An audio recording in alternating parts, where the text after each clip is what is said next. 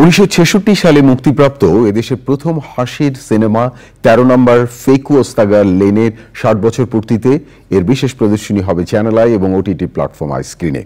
মঞ্চনাটক শান্তি নিকেতন অবলম্বনে সিনেমাটি পরিচালনা করেন বশির আহমেদ। বিশেষ প্রদর্শনী নিয়ে দারুণ অনুভূতি জানিয়ে বিশিষ্ট অভিনেতা আফজাল হোসেন বলেছেন, এর মধ্য দিয়ে সে সময় সিনেমা এবং সমাজ ব্যবস্থা নিয়ে জানতে পারবে তরুণ প্রজন্ম। আরো জানাচ্ছেন জাকি আক্তার। 13 নম্বর ফেকু ওস্তাগার লেন এদেশের প্রথম হাসির সিনেমা। 1966 সালের 1 জুন মুক্তি পাওয়া এই চলচ্চিত্রটির মাধ্যমে ঢালিউডে নায়ক রাজ রাজ্জাকের অভিষেক ঘটে। মঞ্চনাটক শান্তি নিকেতন অবলম্বনে সিনেমাটি পরিচালনা করেন বশির হোসেন। আমাকে বাঁচা ভাই, ওই যে একটু আগে যে পয়সাটা আমরা দুজন বাঁচ করে নিলাম না, ওই পয়সাটা না সকালবেলায় মেম সাহেব আমাকে গুড় কিনতে দিয়েছিল। খান জয়নুলের রচনায় নির্মিত 13 নম্বর ফেকু ওস্তাগার লেন এর চিত্রনাট্য প্রযোজনা করেছেন সালাউদ্দিন। এতে সুমিতা দেবী, সুজাতা আনোয়ারা, সিরাজুল ইসলাম, বেবি জামান, কামাল আহমেদ ছাড়াও বিশেষ একটি চরিত্রে অভিনয় করেছিলেন নায়ক রাজ রাজ্জাক।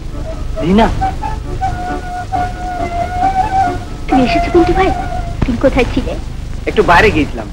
চলচ্চিত্রটির 60 বছর উপলক্ষে সোমবার দুপুর 3:05 চ্যানেল আই পর্দায় ও ওটিটি প্ল্যাটফর্ম আই স্ক্রিনে বিশেষ প্রদর্শনী হবে। সবাই সব রকম সিনেমা দেখতেন বলেই 13 নম্বর ফেকু ওস্তাগার লেনের মতো ছবি নির্মিত হয়েছে এবং সেই ছবিটা হাসির ছবি এবং বাংলাদেশের সেরা কয়েকটি ছবির মধ্যে একটা। দেখার দরকার এই কারণেই যে আগের মানুষের প্রতিভা কোন স্তরের ছিল সেই জানবার সুযোগটা তো এখন তাদের কর্মের মধ্য দিয়ে প্রকাশিত হয়। বিনোদনের সবচেয়ে বড় ওটিটি প্ল্যাটফর্ম আই স্ক্রিনে সিনেমাটি মুক্তি পাওয়াটা বিশেষ আনন্দের বলেছেন সিইও রিয়াজ আহমেদ। সেই ছবিটি আমরা সাউন্ডের কিছু কাজ করেছি আর টুকটাক এডিটিং করেছি ছবির কোয়ালিটিতে টেকনিক্যালি।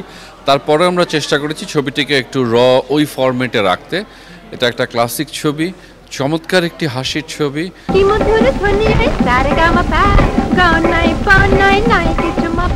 13 নম্বর ফেকু ওস্তাগার লেন চলচ্চিত্রটির গান সুর করেছেন সত্য সাহা। চিত্রগ্রাহক ছিলেন আব্দুস সামাদ।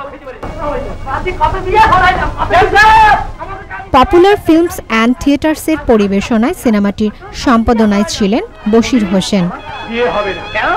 Zaki Akhtar, channel I, Dhaka. এখন জন্ম সনদ দিয়ে খোলো বিকাশ স্টুডেন্ট অ্যাকাউন্ট। নিজের বিকাশ নিজে কর।